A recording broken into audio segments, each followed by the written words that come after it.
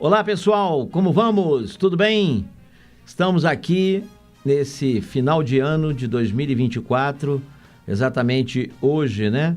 Dia 20 de dezembro, estaremos aqui, eu e o meu grande amigo Ronaldo, de volta à bancada, para falarmos sobre um tema muito interessante. Falarmos sobre os cenários e perspectivas, tanto políticas como econômicas para o ano de 2025. Esse tema é um tema extremamente relevante, principalmente nos finais de anos, porque é normalmente nesse período que as empresas resolvem, né, traçar os seus planejamentos estratégicos para o ano seguinte. E é inconcebível a gente traçar esses planos sem analisar cenários. Então, hoje, eu e meu amigo Ronaldo iremos falar sobre isso. Ronaldo, como é que você está? Tudo bem? Como é que está a vida? Estávamos com saudade de você aqui no podcast. Pois é, muita tribulação estratégica que é importante, né, para aquecer esse momento. E entendo que os cenários alimentam as decisões. E o foco em 25 e 26 está muito agitado, né? Com certeza, né? Tem muita gente que não leva em consideração, na sua concepção estratégica, o cenário. Nós mesmos estamos aqui num cenário, né? Aqui onde tem o podcast, nós temos aqui as nossas cortinas, televisões, etc. e tal. Isso compõe o nosso cenário. E nas empresas também, dentro das empresas, por fora das empresas ou até dentro das empresas, sempre temos um conjunto de cenários. Então, o que são cenários? Não são adivinhações, nem nada de bola de cristal. São projeções que, baseado num conjunto de informações que a gente analisa, a gente utiliza essas informações para retroalimentar a nossa formulação de ordem estratégica. Porque não adianta a gente traçar a melhor estratégia do mundo se ela não estiver alinhada com o processo de cenários. Hoje, em especial, nós não temos convidados, né? Foi uma decisão minha e do Ronaldo. Hoje nós vamos trabalhar um bate-bola aqui, né, falando sobre essa questão de cenários.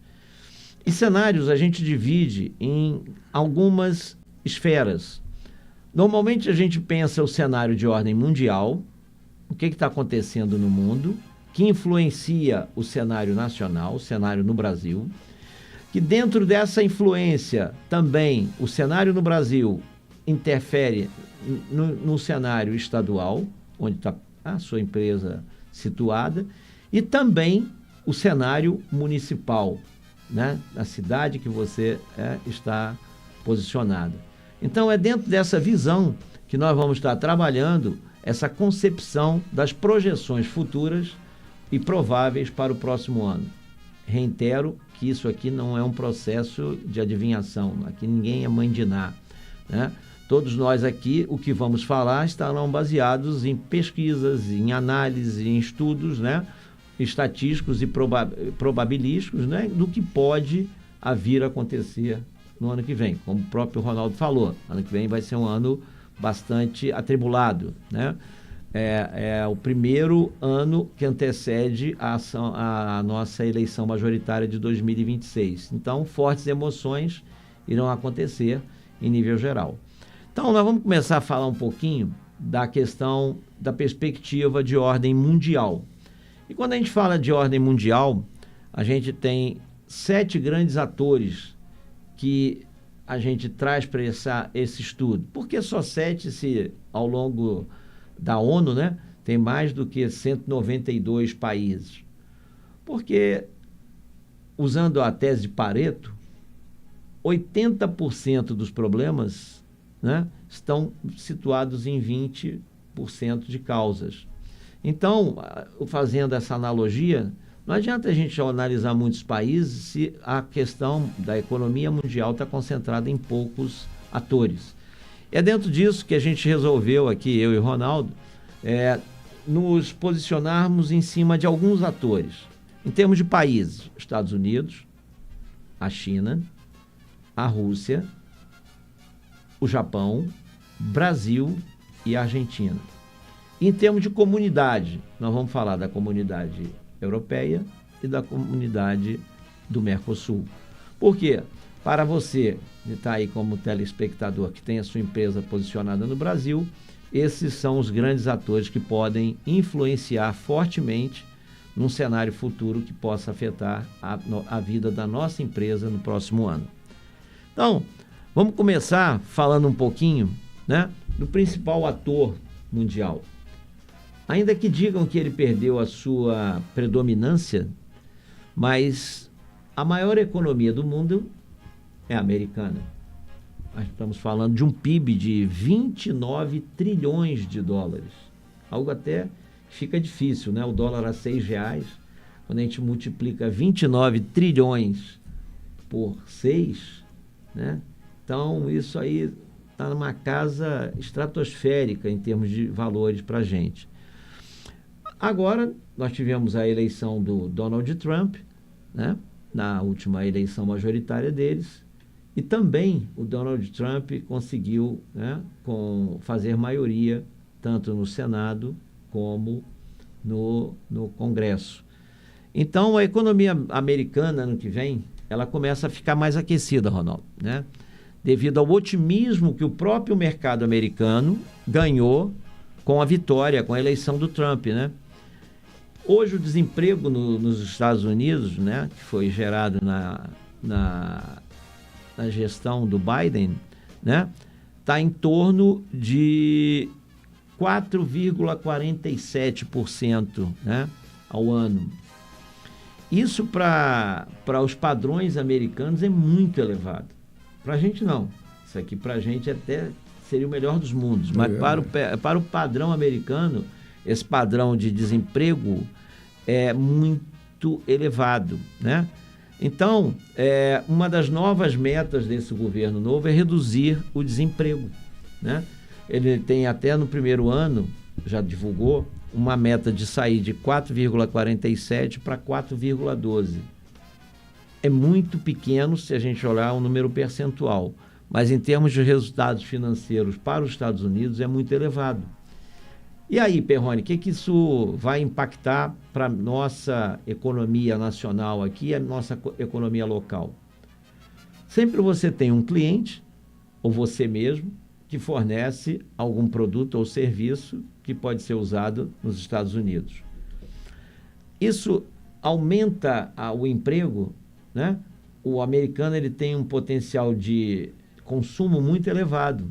Então, isso acaba gerando uma alavancagem da economia deles, né? Ela tem reflexo no mundo inteiro, né?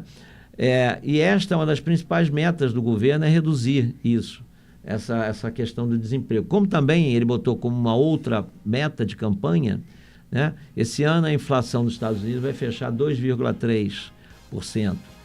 E até o final do ano de 2025, o Trump também está projetando de reduzir de 2,3% para 2%.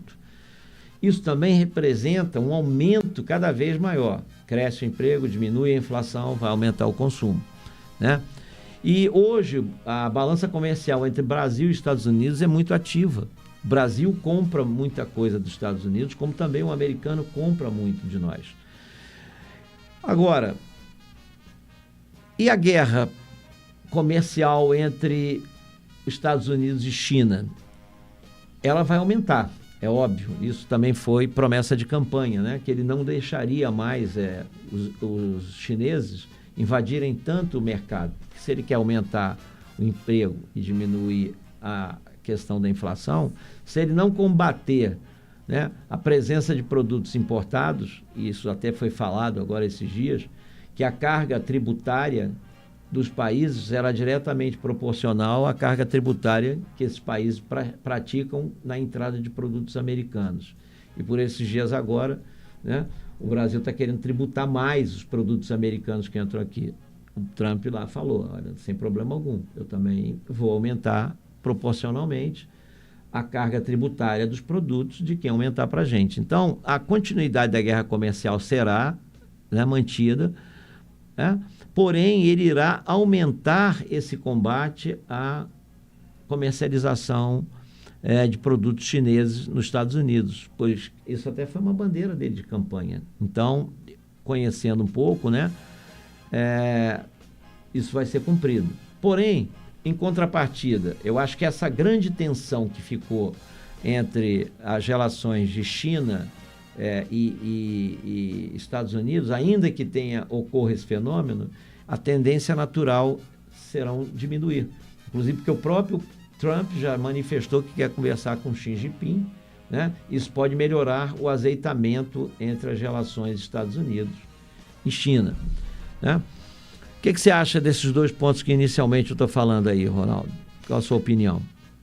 Sem dúvida, a acomodação vai ser parte da política dos dois países, né? E lembrando que há alguns anos atrás, muitas linhas da economia apostavam que o PIB da China ia começar a ficar igual ao dos Estados Unidos e por volta de 2030, né, a China poderia superar. Mas não é isso que os números estão mostrando. Não. Ou seja, significa que grande parte desse comércio alimenta a indústria dos dois países e tem muito capital americano, europeu, principalmente da Inglaterra, na China. E a China, para equilibrar, ela também é grande credora, a dívida americana. Da dívida americana e parte menos da dívida europeia, mas uma parte. Não, e até para ilustrar isso que você está falando, né? O PIB dos Estados Unidos são 29 trilhões de dólares. O PIB da China é algo em torno de 12 trilhões. Então, a diferença ainda é muito grande. E quando a gente calcula, né, pegando uma população de em torno de 300 milhões de americanos, quando você pega esse PIB anual de 29 trilhões e divide pela população, você tem um valor de renda per capita por ano de 97 mil dólares por americano, né? Até o mais humilde e miserável americano supostamente ganharia 97 mil dólares, né, por ano, que é em torno, traduzindo isso para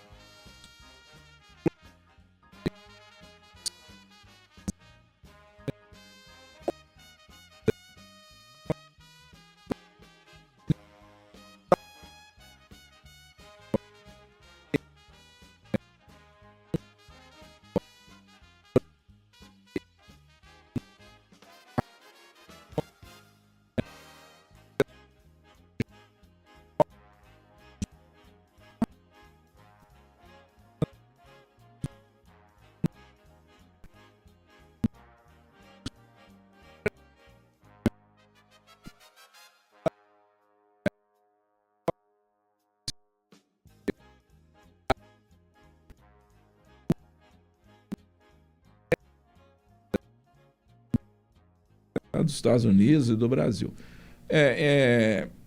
Por que eu citei a Rússia? Porque a Rússia vai ter que equacionar a situação política dela. Daqui a pouco a gente até vai falar um pouco mais sobre isso. Acho que vale a pena a gente, nesse momento, só centrar um pouco mais aqui, porque daqui a pouco o ator russo ele vai aparecer. Eu acho que aí cabe esse gancho. Mas voltando aqui, o que você acha, né? Eu vejo o seguinte, de ontem para hoje, pessoal, a gente viu a elevação do dólar. E saiu uma pesquisa de um banco americano chamado, uma agência de risco, né? Chamado Stanley, deixa eu só ver para vocês aqui, Morgan Stanley, em que ela fez uma projeção da seguinte forma: o melhor cenário, o dólar a R$ 5,70. O pior cenário, o dólar, $1 a R$ 7,20. Né? E o mais provável, ficar $1, R$ 6,40.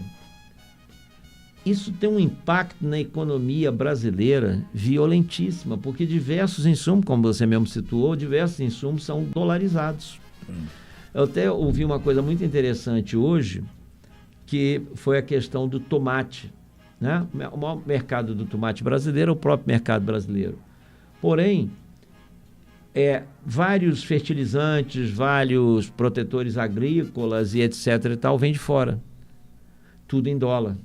O dólar a 6,40, vamos pegar o mais provável. 6,40, mas é uma batida, é um soco na cara do produtor rural violentíssimo. Chips de computador, a parte tecnológica, né? Não, eu vou continuar no tomate. Na questão do tomate, ainda tem a cadeia de distribuição, a cadeia logística, né? Que o principal insumo é o diesel, e ele tem uma participação no diesel brasileiro muito elevada, né? Então, o diesel brasileiro, ele ainda consome muito óleo diesel feito fora do Brasil, ou insumos que produzem óleo diesel na parte lá de craqueamento, que também utilizam, né, matérias-primas e insumos que são dolarizados. Então, pessoal, o dólar, nessa relação Brasil-Estados Unidos, ela pode criar bastante impacto positivo para quem exporta, mas muito impacto negativo para quem importa, né? E ao contrário, para quem exporta, muitas oportunidades no mercado. Então, o impacto sobre o comércio interno brasileiro pode favorecer muito as nossas exportações. E se eu ainda não exporto, busque ver o que você pode, né, ter de oportunidade de exportar para o mercado americano. Né? Vamos agora falar de um outro ator, que é o ator chinês, né? Que a gente estava conversando aqui, que você situa muito bem, que ainda o PIB deles não é uma realidade muito grande. Então, a economia da China, para o ano que vem, a projeção de crescimento feita pelo Banco Mundial, né, que seja de 4,3% do PIB. Porém, ainda abaixo do que eles sempre objetivaram recentemente, que era 4,85%, que era uma perspectiva tanto do Banco Central Chinês, como também do governo chinês e do Banco Mundial. 4,3% na economia chinesa é nada, porque a gente está falando de uma economia de 12 trilhões, né? Podemos chegar a 16 trilhões. Agora, para a gente, seria um crescimento exponencial, muito forte. Então, hoje, a China ela enfrenta assim, desafios muito grandes, pessoal, que limitam a sua expansão econômica, né? A China está com um problema muito sério, que o mercado dela imobiliário, que foi o que deu o problema nos Estados Unidos no ano de 2008, né? Está começando a ocorrer esse fenômeno na China. O mercado imobiliário lá, eles fizeram muitos prédios, fizeram muitas, né, edificações de um modo geral, porém ainda não tem muita gente consumindo isso, ainda tem gente na área carpenzina da China, né, no campo. As cidades hoje as pessoas não estão comprando novos imóveis, então está tendo um encalhe imobiliário muito grande, né? Então o mercado da China ele vai dar um refreamento nisso. E isso também impacta. O que impacta para o Brasil? Impacta na cadeia, principalmente do aço que eles compram nosso, né? Aí afeta a Gerdau. Quem é fornecedor da Gerdau também vai ser afetado. Então, na hora de fazer o seu planejamento estratégico, né, quando você for pensar, a China só vai crescer em torno de 4,3%. E o mercado imobiliário da China que compra o produto nacional, o aço, né, ele não vai comprar tanto quanto, né? Então, ele está bastante fragilizado. Uma outra coisa que a gente vê no cenário da China, a população está envelhecendo. A população chinesa está envelhecendo. Ainda que o governo chinês ele tenha dado uma possibilidade de as pessoas terem mais de um filho, ele flexibilizou isso, a população chinesa está envelhecendo. Isso é um fenômeno mundial, né? Então, como é que vai ser a seguridade, né, a proteção para essas pessoas, né? É uma população envelhecida e é a população que trabalha, economicamente ativa, né? Então, isso é uma outra preocupação e é um cenário. E tensões globais, né? A China sempre está no meio de alguma confusão ou uma propícia confusão, dependendo da ideologia do país, né? Então, assim, a China, na sua maioria, às vezes, ela é situada como vilã e, às vezes, é uma ideia errônea, né? Então, as tensões globais constantes que ela está se envolvendo é preocupante, né? E agora, a maior preocupação em termos de cenário da China é a dívida interna da China, né? Preocupa a direção do país, né? E principalmente o Brasil, porque hoje a China é o maior comprador de produtos brasileiros, ela e os Estados Unidos. Então, já falamos dos Estados Unidos, lá tem possibilidade de melhorar, a China tem possibilidade de piorar. Então, o Brasil, principalmente na área de infraestrutura, né, estava sendo previsto uma melhoria da infraestrutura na região do Nordeste, que receberia aporte de 9 trilhões de dólares da China ao longo de 13 anos. Quem estava contando, eventualmente, com esse ovo na galinha, pode esquecer, porque eles, como eu falei, a população envelhecendo, o mercado imobiliário micando lá, dando mico, e as tensões globais a nível geral com ela, há uma possibilidade dela decidir onde botar o dinheiro dela. E o Brasil ainda tem uma outra coisa, né, desfavorável, a insegurança jurídica, toda essa parafernália que a gente está vivendo aí, dessas decisões espatafúrdias que a gente vê a justiça tomando. Para o chinês, isso é preocupante. Então, hoje, o chinês está concentrando boa parte dos investimentos dele em diversos países da África. Angola, Moçambique, África do Sul, né? Então, ele tem a Argélia, a Nigéria. Então, assim, ele está, para os próximos 15 anos, ele vai investir 12 trilhões na região da África. Porque lá também não tem essa parafernália toda, né, de tensões políticas, tensões jurídicas que tem no Brasil. Então, agora, o endividamento dela equivale a 116% do PIB dela. O PIB dela é 12 trilhões, ela está na faixa de 16 trilhões para esse ano, podendo chegar a 18 trilhões no próximo ano. Então, isso pode comprometer a economia da China, que vai ser uma coisa bastante impactante, né? E aí não vai restar outra opção para ela, senão se compor com os Estados Unidos. Então ela vai ter que se compor, não é porque ela quer, porque ela precisa, né? Agora, isso também causa para a gente uma ameaça, porque a China é mais competitiva do que a gente. Entre produtos com qualidade, preço dos seus produtos, isso também vai causar. Então, ela continua sendo a principal engrenagem do mundo, mas essa engrenagem não está tão azeitada assim. O que você acha do que eu estou falando, Ronaldão? Sem dúvida, e pensando que a China vai acomodar politicamente, né, com os Estados Unidos, notadamente com o Trump, porque ele é um negocista tenaz.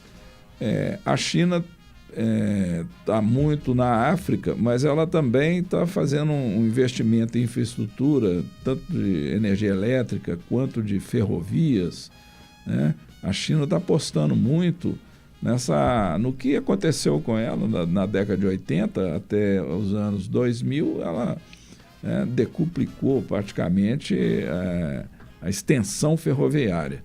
E nesse ponto, o Brasil, inclusive, nós vamos ter um problema decorrente de mão de obra para poder equacionar, para melhorar a qualidade, né, via gestão, aplicação de tecnologia, para jogar o jogo econômico. Nós vamos ter que prestar atenção à formação de engenharia, na questão das ferrovias, para que tenha o pouco dinheiro que a China talvez ainda destine para cá, vai ser muito concentrado nessas questões de infraestrutura. O que o Brasil tem que se proteger apenas na indústria de transformação. Precisamos melhorar muito, né, diante desse cenário, né, já adiantando o raciocínio, para a gente poder equilibrar e ainda com a União Europeia, né, nesse novo Mercosul que a gente ainda vai pensar, né? Que nós vamos falar agora. Então, assim, pessoal, essa questão que o Ronaldo situou, ela é muito importante. E assim, então, Perrone, você acha que a China, para o meu planejamento estratégico, é mais uma ameaça ou é mais uma oportunidade? Diferentemente do que eu vi, você manter uma relação com os Estados Unidos vem a ser uma grande oportunidade. Com a China, não sei se essa relação vai ser tão boa assim. E até a China acaba sendo uma grande ameaça, porque se ela volta a entender com os Estados Unidos, equaliza o mercado, ela vai fornecer mais lá. Mas ela compra muita coisa da gente, beleza, né? Mas ela também produz, né? Ao momento que ela puder, o Trump pode condicionar: eu compro de você se você comprar insumos de mim. Então isso pode gerar um desequilíbrio, mas também pode abrir uma janela de oportunidade, que é a questão de aumentar o comércio com os Estados Unidos. O Ronaldo falou uma coisa muito interessante, né? Que isso já está acontecendo, mesmo o Brasil não estando nos seus melhores dias, né? A gente vê nitidamente isso, apesar que alardiam no governo que está em pleno emprego e etc e tal. Acho isso balela, porque se tem tanta gente empregada, o nível de desemprego baixou tanto, por que tem tanta Bolsa Família, Bolsa disso, Bolsa daquilo outro? Então, assim, eu acho que esse negócio é meio fake, é meio fantasioso e até mentiroso, para ser mais exato. Então, agora, se crescer, conforme eles estão alardeando que está crescendo, realmente nós vamos ter um grande problema que o Ronaldo situou, que é a questão pertinente à mão de obra capacitada. Isso já está ocorrendo, né? Com apenas um pequeno crescimento que a nossa economia deu, a gente que está nas empresas como consultor, né, a gente vê isso nitidamente. É uma preocupação que a gente vem colocando em todos os seus planejamentos estratégicos que a gente vem orientando, né? Então, assim, essa questão da mão de obra brasileira, né, para conviver com a situação do que vai acontecer nos Estados Unidos e na China vai ser crucial. Por quê? A gente agora vai falar de um outro ator, né, que é o cenário pertinente à comunidade europeia, que eu vou estar falando daqui a pouquinho, né? Esse tem uma grande possibilidade de alavancar os países do Mercosul. Mas pode acontecer um fenômeno que aconteceu há anos atrás. Quando o Brasil começou a crescer, faltou o quê? Mão de obra qualificada, né? Então, assim, o que você recomenda para a gente nas nossas empresas? Eu acho que, ao invés de você contratar talentos de ordem vultuosa, né, cara, eu sou partidário que você deve trabalhar a prata da casa. Tem muita gente boa. Não investe em gente ruim, né? Como a gente diz aí na expressão, não salga carne podre. Carne podre deixa, por si só ele vai embora. Na linha do tempo você manda embora. Agora, aquela pessoa, né, que está identificada com a sua empresa, preserva ela, traz ela para o jogo, capacita ela. Cada vez mais a capacitação interna, né, você contratando uma empresa especializada nessa questão, né, isso valoriza muito. Recentemente, eu e o Ronaldo temos diversos programas nessa área e a gente conduziu isso numa grande empresa de farmacêutica, né? Eles fizeram um investimento conosco que cada centavo que eles investiram, eles ganharam 3 centavos a mais.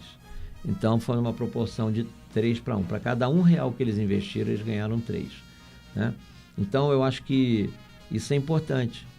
E valoriza, retém a mão de obra e você não vai buscar nenhum medalhão fora. Só vai buscar medalhão se for necessário. Isso é igual time de futebol. Né? Os grandes times de futebol que cresceram muito recentemente, de Palmeiras, né, que ganhou vários títulos, e outros times, até o próprio Botafogo, valorizou prata da casa. Valorizou prata da casa. Agora, aqueles outros que investiram milhares de reais, né, milhões de reais, não tiveram às vezes tanto resultado. Então, essa questão que o Ronaldo colocou é uma questão muito importante. Vamos agora analisar um outro ator, que é a comunidade europeia, né? Todos os países da comunidade europeia. Vocês viram que recentemente, né, há mais ou menos umas 2 ou 3 semanas atrás, o Brasil assinou um acordo de livre comércio, né, por meio do Mercosul. O Mercosul assinou um acordo de livre comércio com a União Europeia. Isso vai ser muito bom para o Mercosul, mas principalmente para a Europa. Para a Europa. Olha, vou dar para vocês até uma dica. Para quem sempre teve vontade de ter uma Ferrari, talvez agora a Ferrari vai se tornar acessível para quem quiser. Né? Vai se tornar acessível. Vai ser excelente para as duas áreas. Eu acredito mais para a área do Mercosul em relação ao mercado europeu do que o mercado europeu para o mercado do Mercosul. Então, isso vai abrir uma série de oportunidades para as empresas brasileiras, as empresas do Mercosul. Mas, de novo, se você não investir em qualidade de produto, de processo, de serviço, né, da gestão, principalmente da gestão sua, né, você vai ter grandes problemas. Então, às vezes, pode ser que ali, de novo, repetindo uma frase que eu sempre gosto de falar, pode ser o começo do fim. Vender para a Europa pode ser o começo do fim se você não se preparar para isso. Não só para a Europa, para qualquer mercado, mas em especial o mercado europeu, porque haverá muita resistência. Isso. Vocês viram que quem foi contra essa assinatura foi a França. Então, os produtos principais deles, que eles querem proteger, é principalmente ligado ao agro. E é exatamente onde a gente tem um diferencial competitivo, positivo muito grande. A qualidade do agro, a sustentabilidade do agro nosso é muito grande, é muito diferenciada.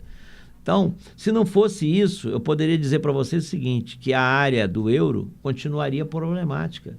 Sabe por quê? A Europa está envelhecendo.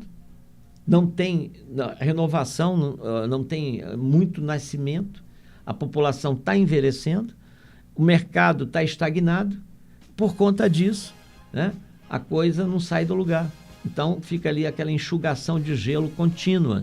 Assim sendo, né, ela pode sair de uma situação problemática com uma tendência de melhora, principalmente por causa desse acordo comercial, né? Antes desse acordo, a projeção do Banco Mundial de crescimento era apenas de 1,30%, né? 0,2 a menos do que a previsão para 2024.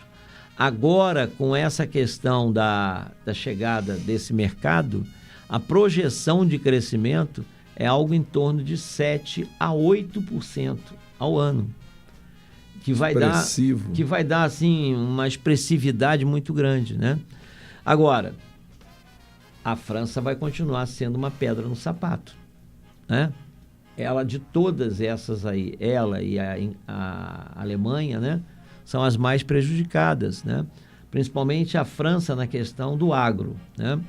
Então, assim, E hoje a França tem um problema muito sério, porque a população dela também predominantemente está virando muçulmana.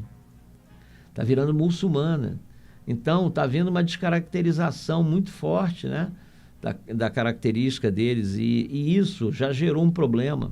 Quase gerou um colapso social recentemente para o governo Macron, né?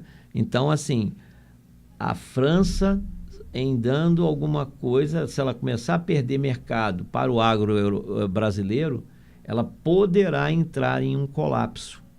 E ela, então, será uma grande pedra no sapato. Então, essas questões de ordem de qualidade, sustentabilidade, etc. e tal, que são diferenciais competitivos nossos, terão que cada vez serem mais reforçados, né? E a taxa média de desemprego deles, com a chegada desse acordo, hoje ela está em torno de 9,14% ao ano, poderá cair no primeiro ano para 6,3%, que é uma expressividade muito grande de possibilidade de ressurgimento da sua economia, né? A Espanha e Portugal ainda poderão ter graves problemas relativos ao desemprego, porque tanto a Espanha como Portugal, as suas indústrias não são tão pujantes. Porque na Europa a indústria mais pujante está ali, né, nas questões de Inglaterra, França, né, também Alemanha, etc. e tal, mas Espanha e Portugal não são países com características predominantes de indústria, né? E por consequência, afeta serviços e outros, né? Então, essa é a situação inicial que eu vejo para a Europa. O que você percebe também, Ronaldo? A Europa tem um grande problema intrínseco, que é a fragmentação, né? Cultural, vai para a linguística.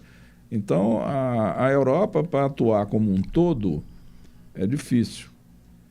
Talvez vá haver uma acomodação, por exemplo, com a França, vão ser regras um pouco diferentes para não prejudicar, e pelo contrário, né? Talvez o governo brasileiro devesse, né, com a amizade com o Macron, as ideias do Macron, era convidar, né, qualquer agricultor francês que se sentisse desprestigiado, preocupado, vem trabalhar para o Brasil, vem para cá.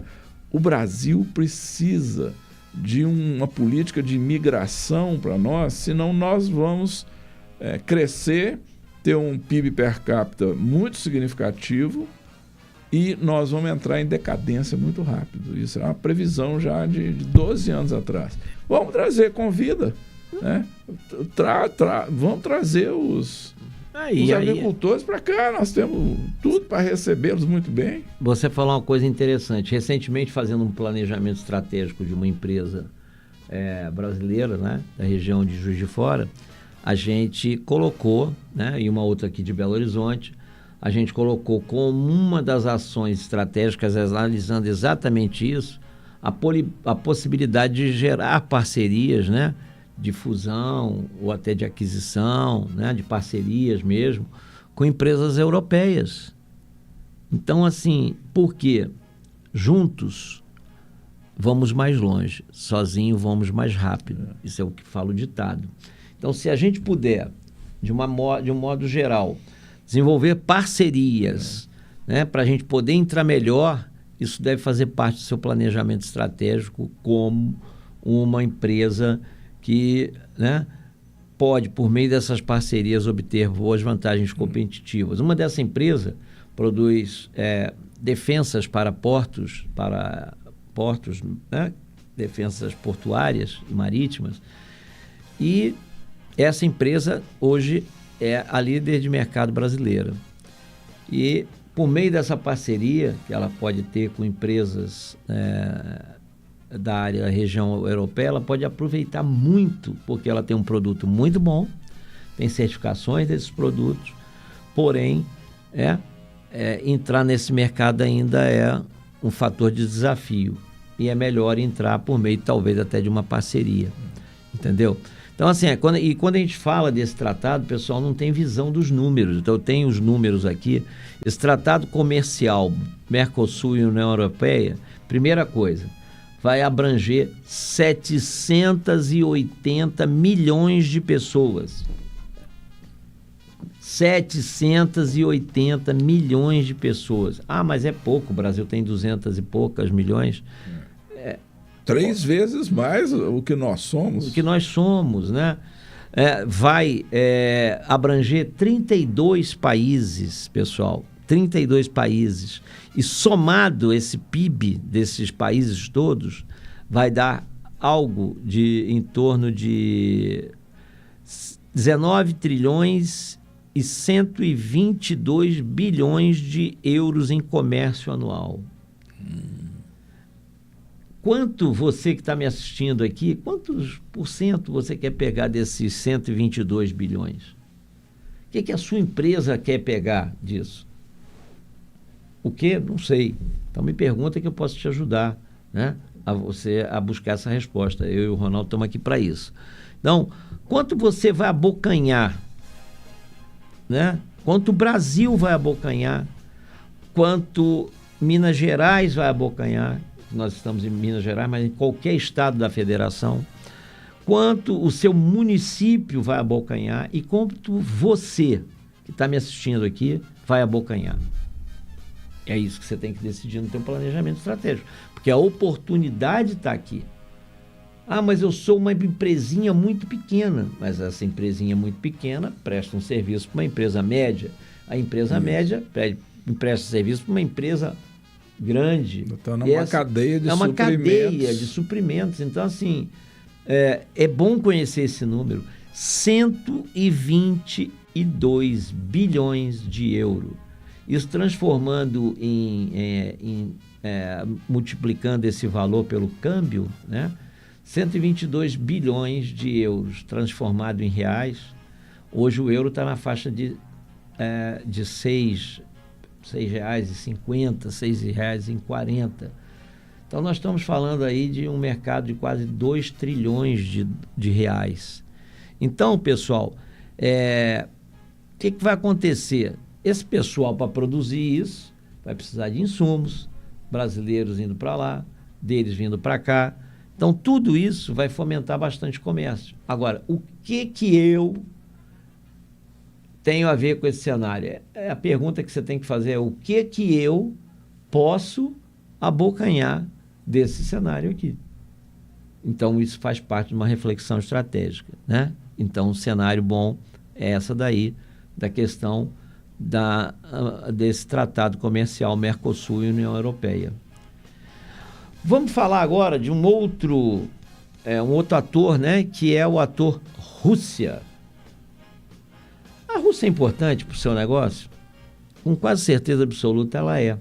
Porque principalmente se o seu negócio tem coisas derivadas do agro, a principal fornecedora de fertilizantes para o Brasil e para o mundo é a Rússia. Então, quanto mais a Rússia se afunda nessa guerra, reduz a produção de fertilizante e aumenta os custos da alimentação. Então, essa guerra tem que acabar logo. Hoje de manhã, quando eu estava saindo para vir para cá para gravar o podcast, eu estava assistindo a Jovem Pan e foi falado que a partir de 20 de janeiro, assim que o Trump tomar posse, que o Putin já manifestou que quer a intermediação dele para o encerramento da guerra, né? Então, assim, isso vai ser uma coisa ótima, porque a economia da Rússia continua crescendo, mesmo tendo guerra, etc. e tal. O público lá, que é um público grande, né? São pessoas aí em torno aí de uma população de 300 milhões a 400 milhões de pessoas. É um pouco menos. É, um pouco menos, né? Então, assim, predominantemente tem muita gente ainda que é classe média baixa, que ainda tem necessidade de consumir um carro novo, uma televisão nova, uma geladeira nova, tem muita coisa que é antiga. Então tem um potencial de consumo violento. Então o país vai crescer a sua economia que em 2024 está fechando 3,3% do PIB, vai crescer 3,% do PIB, para 4,8%, que é um absurdo de crescimento, né? Apesar da guerra. A economia russa, como o Reinaldo falou, ela é extremamente dependente, principalmente de vender commodities, né? Petróleo, gás. Ela hoje responde por 80%, né, das exportações do país, está focado nessa questão de petróleo, gás, né? Principalmente para a região da zona do euro. E olha como é que isso é uma dinâmica. A gente fez essa parceria com o euro, vai aumentar a necessidade de consumo. Automaticamente vai necessitar de mais petróleo e gás, né? Aumenta a população.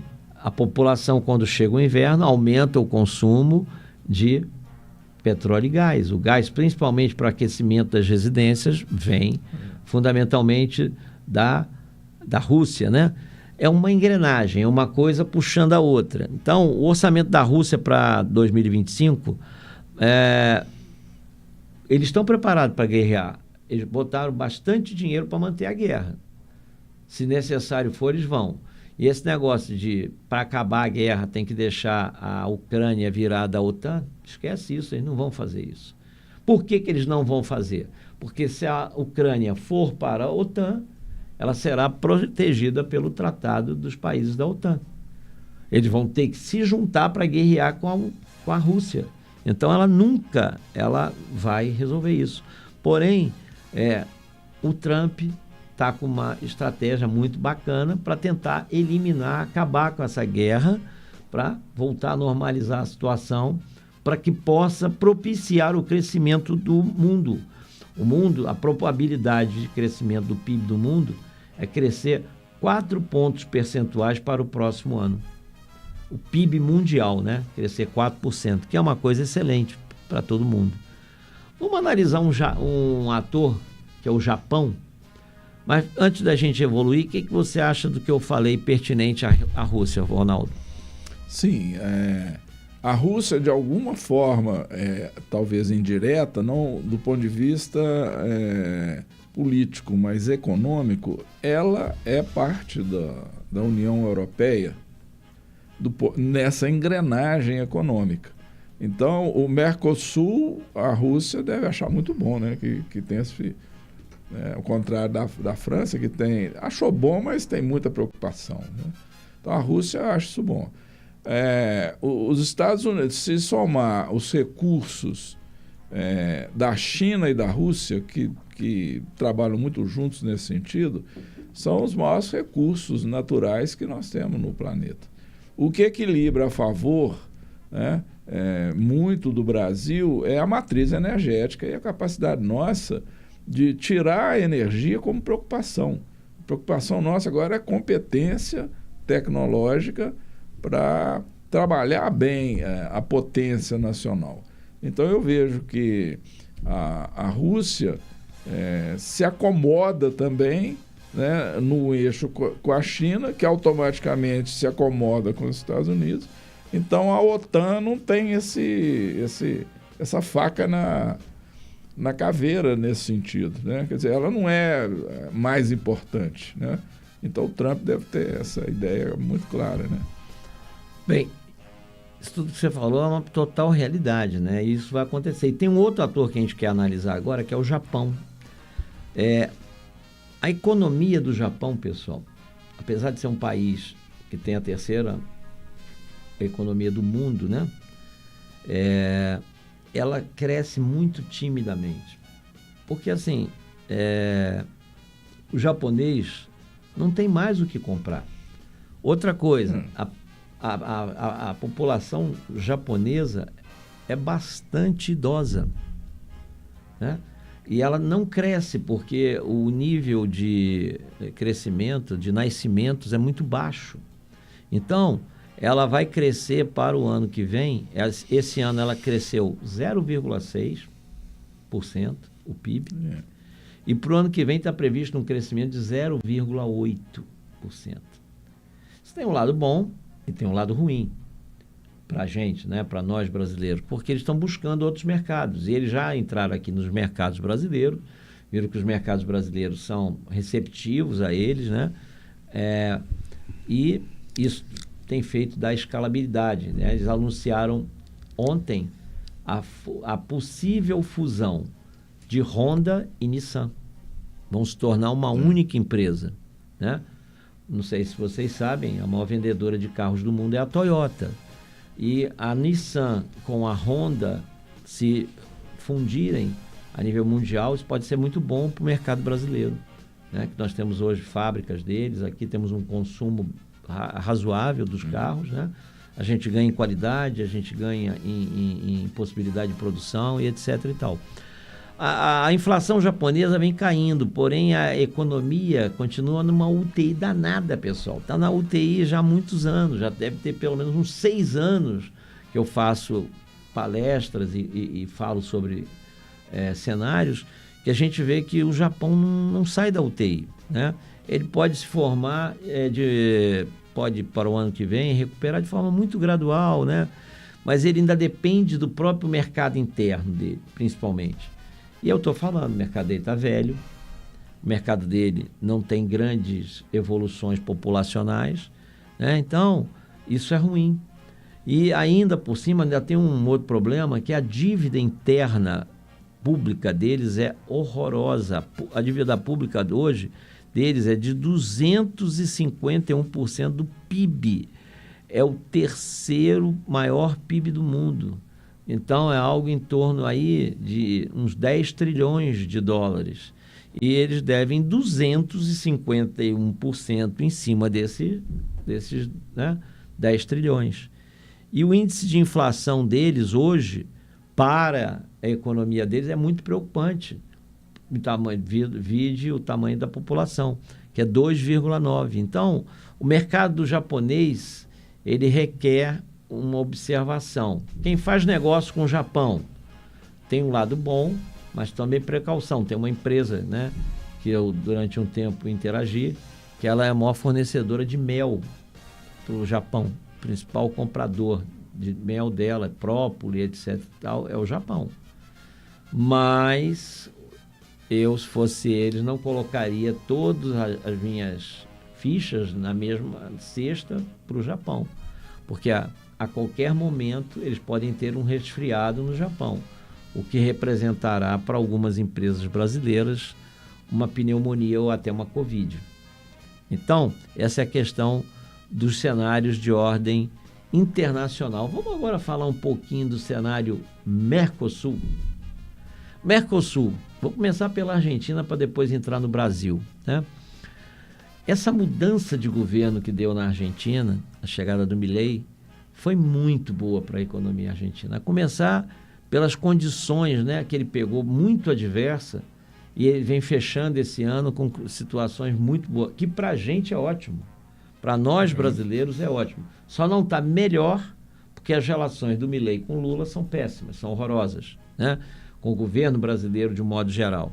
Então, assim, a mudança do governo deles, né, deu muitas esperanças para os parceiros e principalmente para o Brasil, né? O FMI espera que a economia deles ainda cresça muito mais, né? Principalmente nos 2 primeiros trimestres de 2025.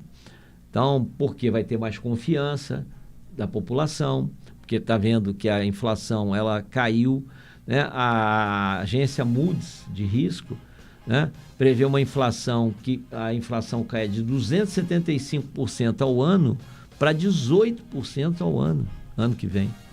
Então, isso é altamente expressivo.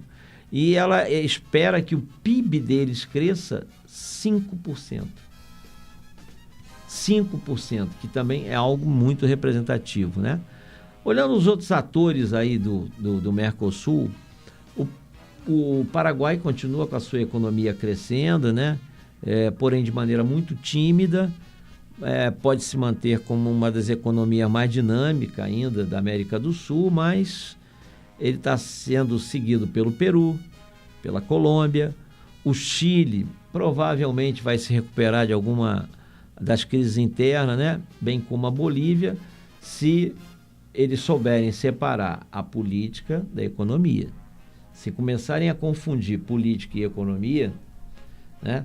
Eu não sei se as opções de ideologia deles vão seguir a tendência mundial. Então, a Venezuela continuará nessa agonia dela. Ela não sai disso e ainda vai ser uma grande chata para a gente, né? Agora o Maduro tomou birra aí do Lula, a gente não sabe se isso é sério ou se é encenação, né? Mas eles vêm e existe a possibilidade desses caras quererem aprontar alguma papagaiada, principalmente no norte do Brasil, né? Então, podendo até ter uma guerra civil, se for o caso, com a Guiana, que já ensaiaram isso e não foram. Então, de repente, eles vão fazer isso para tirar o holofote de cima do Maduro, né? Para que ele ganhe popularidade dizendo que está ganhando um novo território, né? O Equador tem forte tendência de entrar numa crise econômica proveniente das questões políticas, né? E o Equador é uma economia bastante tímida, né? Então, para o Mercosul, é isso. Agora vamos olhar para o Brasil. Mas falando ainda do Mercosul, o que você pode acrescentar, principalmente nas questões de Argentina? Como é que você percebe esse fenômeno e o que você vê de perspectivas também dentro dessa questão, Ronaldo? A Argentina depende muito de um equilíbrio com o Brasil. E esse equilíbrio sempre foi buscado. E o Uruguai é meio que o banco central ali que equilibra nessas questões. O Uruguai é organizado nesse ponto, né? O Uruguai é muito contributivo. Mas a complementariedade, né, até tropical entre Brasil e Argentina é extremamente favorável para ter uma pujança maior ainda no agro, né, uma complementariedade também industrial muito interessante. Então, e o Brasil, pela nossa história de crises, toda crise que ou começou em algum lugar do mundo, passou na Argentina, termina no Brasil. Quer dizer, o Brasil a nação que mais extermina a crise. Aqui nós temos uma forma de acomodar, né, que às vezes é meio bem-humorada, às vezes é mal-humorada, né? Mas eu acho que a política no Brasil, quanto mais bem-humorada, ela melhor funciona. E não é um paradoxo, né? Devia ser uma política séria e sisuda, eleva o país, né? Mas o Brasil trabalha, mesmo essa disputa nossa grande, de direita, esquerda e tal, 90% disso é humorado, né? É um mexendo no pé do outro. Então, você está falando uma coisa interessante. Apesar da polaridade aí, direita e esquerda, o brasileiro, ele acredita. Ele acredita na tal da picanha que não veio, né? Ele acredita na viagem que ele ia fazer, que não vai fazer, né? O outro acredita que o golpe, ou possibilidade de golpe, poderia resolver tudo. O brasileiro acredita, né? E eu ouvi uma frase do Antônio Cabreira, até recomendo a quem tiver curiosidade. O Antônio Cabreira, ele tem um site, né, chamado, acho que é Fé e Força, uma coisa assim, né? Antônio Cabreira, joga esse nome que vocês vão achar. E ele falou uma coisa muito interessante na época de 92, quando ele era ministro da Agricultura, que o Brasil é o país do futuro, porém, o futuro no Brasil sempre foi feriado. E é exatamente isso que acontece. E agora a gente vai começar a falar um pouquinho do Brasil, mas essa questão que o Ronaldo citou, o brasileiro acredita. Principalmente agora, estamos chegando no Natal, né? Você esquece aquele teu cunhado ou teu parente, né, que é meio opositor às suas ideias, e por aí vai, todo mundo brinda, né? No Ano Novo também todo mundo comemora. Porque o brasileiro ele tem uma postura legal, ele tem uma postura otimista, né? Ainda que tenha um ou outro que só vê o lado meio vazio do copo e não vê o lado meio cheio, né? Mas para o ano que vem, a gente vai começar a falar um pouquinho do ator Brasil. Pessoal, o ano que vem eu não gosto de ser arauto do apocalipse, nem, né, tocador das trombetas do inferno. Mas, assim, por tudo que vem se apresentando, eu espero que eu esteja profundamente enganado, eu espero que eu me equivoque em tudo que eu vou falar. Fica muito difícil a gente começar o ano com um déficit primário, um rombo, né, de 370 bilhões de reais. É como se eu fosse, na minha casa, abrisse o orçamento anual e falasse para minha esposa, né? Falasse, a minha esposa chama-se Daniele, né? Manda um beijo para ela. E falasse, Dani, nós vamos ter um déficit nesse ano de 370 bilhões, queria eu, né? Ter 370 bilhões. Um déficit de 370 bilhões para esse ano. Então, nós temos que segurar as despesas. E a última coisa que esse governo está fazendo é segurar a despesa. Então, apresentou um pacote de redução de gastos ridículo, que não vai servir para nada, é maquiagem pura, né? Olhando isso sob nenhuma ótica partidária, por favor. Mas não tem como. Ano passado já abriu com 240 bilhões, ia ser déficit zero. Agora está abrindo com 370 bilhões e a meta é déficit zero. Pessoal, isso é balela, isso é mentira, isso é enganação, é o famoso engana bobo. Primeiro até porque ele teve dificuldade, ontem foi votado, hoje nós estamos no dia 20 de dezembro, né? Ontem foi votado, né? E para passar o pacote que ele passou ontem, ele não teve maioria, quase, foi muito dificultoso. Teve que entregar um monte de dinheiro em emendas, e assim está sendo, né? Então, a primeira coisa que acontece é essa, é o déficit primário. Outra coisa que a gente vê, que o crescimento para o próximo ano, feito pela OCDE, a Organização para a Cooperação de Desenvolvimento Econômico, ela fez uma previsão para o próximo ano, pessimista, vai crescer 1,2%. Otimista, vai crescer 2,3% o PIB. E o mais provável, 1,6% o PIB. Olha, qualquer dos três cenários é ruim. O Brasil precisaria, para poder dar pujança, crescer mais do que 5% ao ano. Então, assim, para suportar quem está formando, está entrando no mercado de trabalho, para as empresas que estão aí. E o que está acontecendo? Pessoal, o dólar ontem fechou a quase R$7, né? Fechou a 6,78, podendo chegar hoje a R$7. Então, assim, não tem como, isso é um reflexo do empresariado.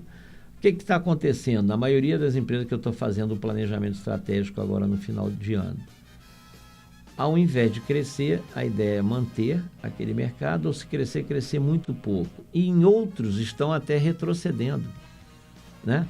Então, crescer menos do que cresceu esse ano. Tá? Vai fazer um freio de arranjo na casa, misturado e tal, para poder, né, passar por essa tempestade.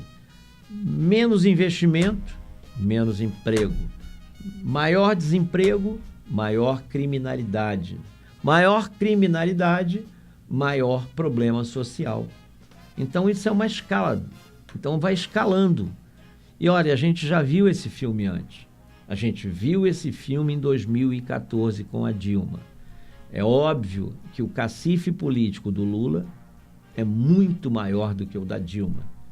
A Dilma não teve tanto cacife político e caiu.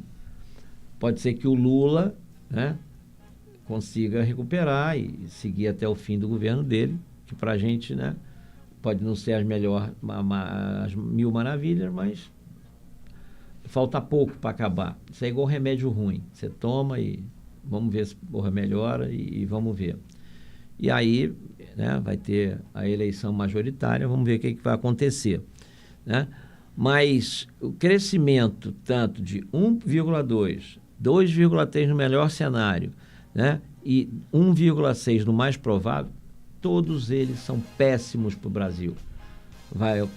Provavelmente vai crescer a inflação, vai aumentar o desemprego, vai aumentar o valor do dólar, porque a gente já nasce com um déficit primário de 370 bilhões. Está faltando dinheiro para fechar a conta. Simples assim, isso é matemática, né? Isso é matemática pura e simples, soma e subtração. Então, o agronegócio para o ano que vem pode alcançar um PIB de 2,63 trilhões, né?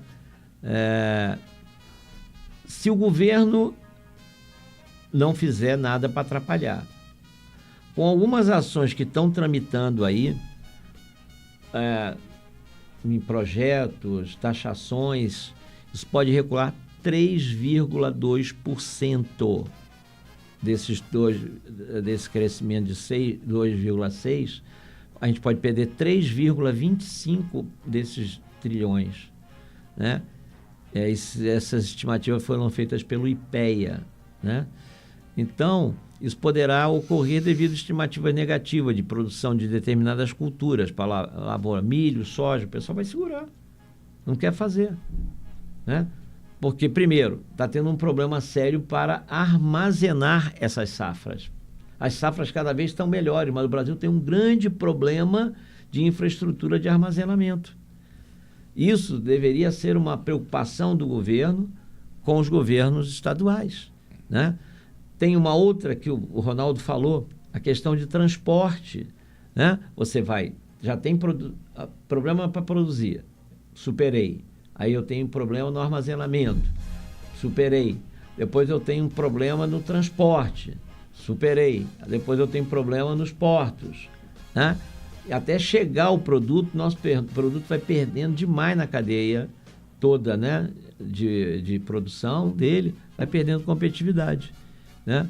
Então, isso pode acontecer. Então, isso é um cenário estudado, avaliado e analisado. A indústria de transformação e de construção poderão ter uma leve melhora no início do ano, de 0,3 a 0,7, né? E devem compensar as flutuações do mercado. Porém, faltará dinheiro para o financiamento. Faltará dinheiro para o financiamento, porque hoje o financiamento da Caixa, antigamente ela financiava até 90%, depois caiu para 80%, agora caiu para 50%. Então, vai comprar imóvel, quem tem um poder aquisitivo, muito bom. Aqueles que dependem, o Minha Casa Minha Vida, está no encalhe, está encalhado. Está encalhado aí. Então, quem produz para essa cadeia do Minha Casa Minha Vida tem que ficar bastante atento ao que está acontecendo. Essa rivalidade do governo e da oposição, o governo de esquerda com a oposição de direita, ela poderá ter uma escalabilidade muito perigosa. Você viu que recentemente prenderam um general 4 estrelas, né? Recentemente, o general Braga Neto. Existe a possibilidade de quererem prender, né, o outro general, o general Heleno, e a gente não sabe onde é que isso vai dar. Estão só tensionando a corda, estão esticando a corda demais. E em que isso pode dar? Espero que não dê nada, né? Mas essa tensão jurídica afetando muito. Não ajuda. As emendas parlamentares poderão ser reduzidas em 45%. E aí o que acontece? O pessoal que vive de emenda parlamentar, que apoia o governo por conta disso, não vai apoiar. Aí o governo não vai conseguir aprovar nada no Congresso. Nada. Tanto que, assim, o orçamento do ano que vem tinha que estar pronto agora. Só vai ser feito em janeiro do ano que vem, né? Fala um pouquinho, por que você vê disso aí, Ronaldão? Tudo que eu falei até agora do Brasil. A conjuntura que é abaixo do cenário, né? Quer dizer, conceitualmente, o cenário você, né, desenha o pano de fundo, os né? vetores do pano de fundo, e na conjuntura você começa a se colocar frente a esses vetores de tensão, né? Então, a construção civil, por exemplo, as últimas notícias é que a mão de obra não tem mais. Como não é fácil você formar, né, principalmente pedreiros, né? Aí vai entrar o quê? Toda a engenharia com realidade aumentada, estendida, impressoras, né, uma inteligência artificial para poder dar conta de suprir, né? Quer dizer, isso vai ser... A inteligência artificial, ela está entrando verticalmente nesse quadro e ela pode ajudar a equilibrar, porque resolver problema a inteligência artificial não consegue, né? Você falou uma coisa até interessante. Esses dias agora eu estava em Juiz de Fora também, fui refazer o planejamento estratégico de uma grande empresa, né? Fiz uma auditoria, né, numa e refiz o planejamento estratégico em outra. E a gente estava falando, né, dos diferenciais competitivos da empresa e o cara colocou: o meu grande diferencial competitivo é o meu estoque de rocha para poder produzir pedra. Eu tenho estoque de rocha aqui para 500 anos. Aí eu fiz uma pergunta para o cara: será que daqui a 500 anos, até 500 anos para frente, eu falei para ele, daqui a 10 anos, será que vão continuar usando brita para produzir concreto? Será que vão estar produzindo concreto daqui a 10 anos? Asfalto verde chegando aí, entendeu? São resinas, porque o petróleo vai continuar sendo consumido de uma tecnologia muito avançada. E a gente vai, em nome do ESG, né, da questão ambiental, social, nós vamos começar a poupar a milha, né, otimizar o uso da natureza bruta e vamos para uma natureza sofisticada. E você fala até uma coisa interessante, pessoal. Todo mundo diz, né, que o petróleo vai acabar. Eu tive a oportunidade de trabalhar na Petrobras e há uma máxima que a gente sempre ouve, né, principalmente dentro da Petrobras, a gente ouvia muito: o petróleo viável de se buscar, esse vai acabar. O petróleo não viável, aquele que, né, é muito profundo, em águas profundas e tal, esse nunca vai acabar. Então, a mesma coisa da questão da pedra, né? Quem que vai querer continuar consumindo brita, não sei o quê, concreto? É um negócio, assim, muito rústico, né? Então, isso que você colocou é uma realidade. Uma outra coisa que a gente está vendo também, perguntando, fazendo pesquisa, né, para várias empresas, os investimentos para o ano que vem, né? Nas empresas que a gente pesquisou e no universo que a gente pesquisou, né, e olhando outras tendências de mercado, os investimentos irão atingir ano que vem 17,9% do PIB esse ano e 18,23% no ano de 2023. A previsão para o ano que vem, né, ele vai atingir no máximo 12% do PIB. Então, o investimento, né, para o próximo ano está previsto ter uma redução acentuada, porque o pessoal não está acreditando no país, entendeu? O consumo das famílias não irá crescer, né? Ele vai crescer no máximo 1,7% e recua, né, no segundo trimestre. Por quê? Porque quando começar a chegar a crise deve chegar no país em se acontecendo, né? Ela deve chegar no segundo trimestre. O primeiro trimestre e o segundo trimestre ainda tem algum resquício de coisas que estão acontecendo agora no final do ano, que tem, né, projeção de reflexo para os 2 primeiros trimestres. Mas quando perder a lenha, né, perder a força, aí começa a ter um declínio gradual da economia. E ano que vem é a preparação da ação da votação majoritária de 2026. Então, a disputa política de 2026 já começa agora. Então, vai se acirrar mais ainda a situação entre governo e oposição, né? E isso, quem paga o preço somos nós, quem paga o pato somos nós, população. Uma coisa interessante que a gente, dando consultoria para alguns supermercados, os supermercados ele tem um indicador que ele mede quantas vezes você vai no supermercado. Como é que ele mede isso, Perrone?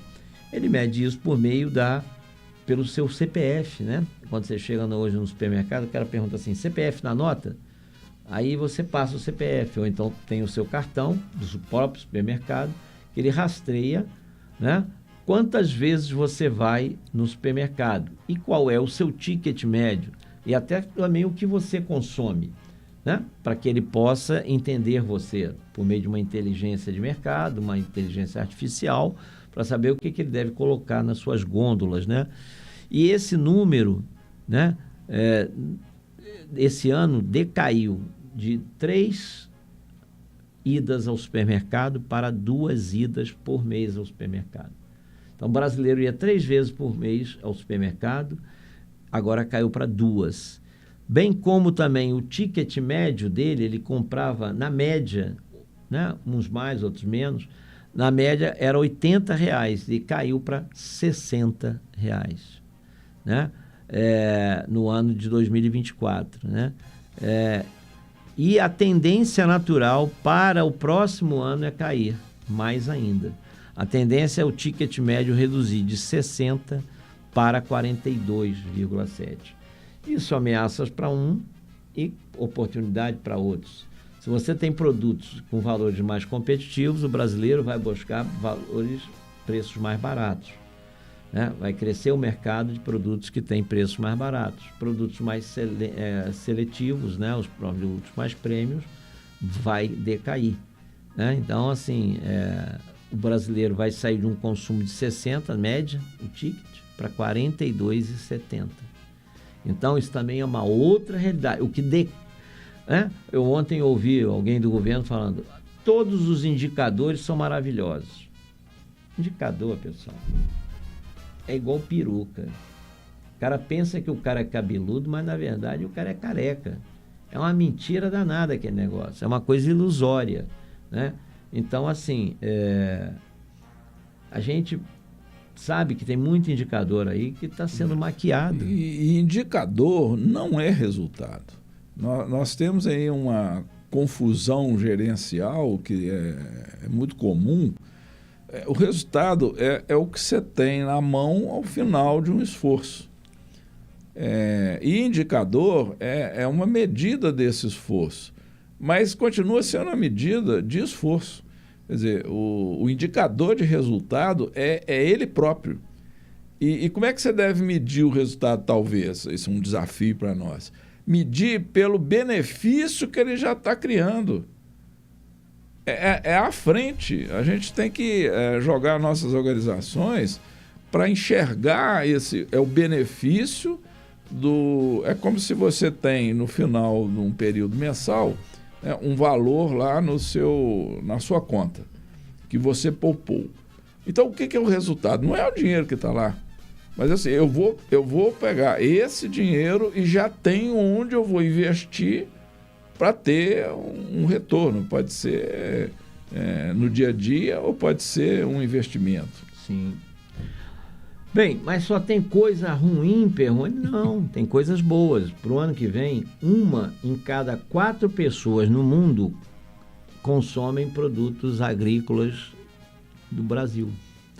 E esse número poderá subir para 10 pessoas em 2025, o que é extremamente representativo para a gente. Porém, aí a gente vê, né?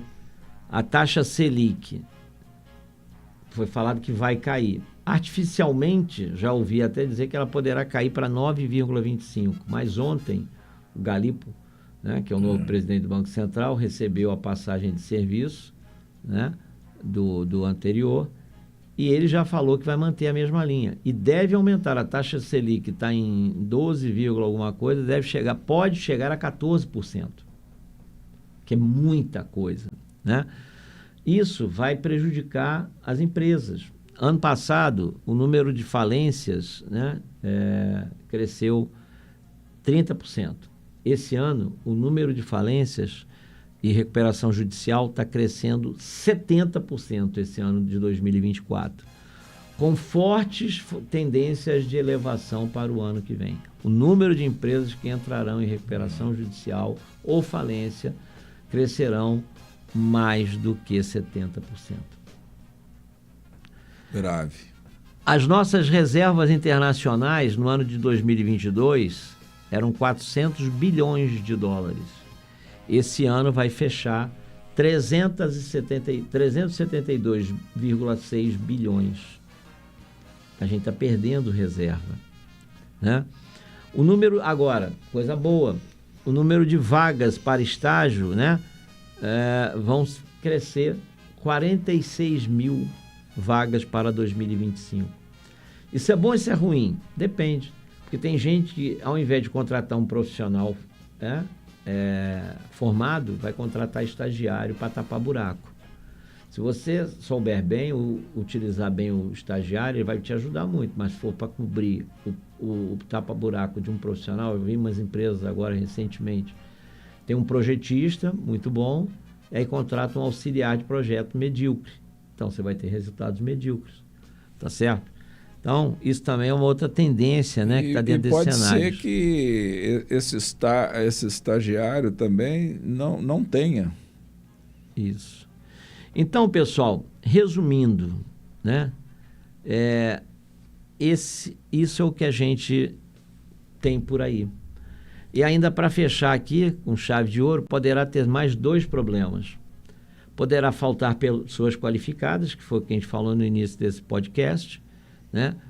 Então, eu sugiro a você, capacite e retenha os seus talentos. Capacite e retenha os seus talentos, né?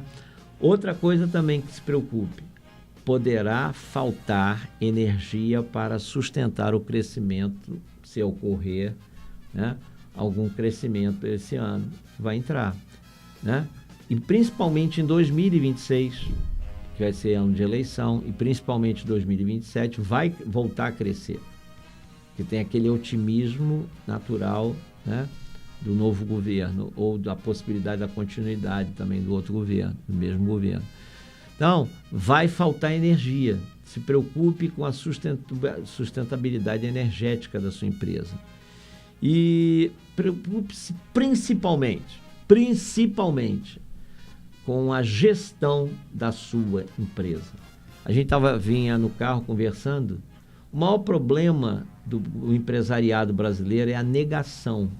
Tudo que a gente está falando aqui, o cara vai falar que sabe. Nós somos consultores. Consultor é igual médico. A gente chega na empresa para fazer um diagnóstico, fazer, depois do diagnóstico, a prescrição de uma medicação para que você, se você já está bem, você melhore ainda mais. Você não está tão bem assim para que você se recupere, né? Agora, não adianta nada a gente prescrever junto com você uma posologia, toma 3 comprimidos por dia, um pouquinho de xarope todo dia. Não adianta a gente prescrever isso, você não faz. Aí depois quer jogar a culpa no consultor. Consultor é meio, não é fim, né? Consultor, ele te ajuda, né, a pensar, né, a refletir. Então, hoje, o Ronaldo fez uma colocação muito importante. Eu conversei também com um grande amigo, o André Willi, mandando um abraço para o André, com a contribuição dele, é mudar a mentalidade empresarial. A mentalidade nossa no Brasil é muito tacanha. O empresariado brasileiro tem uma mentalidade muito tacanha, né? Ele muitas vezes contrata consultoria para justificar a ruindade dele e não para buscar ajuda, entendeu?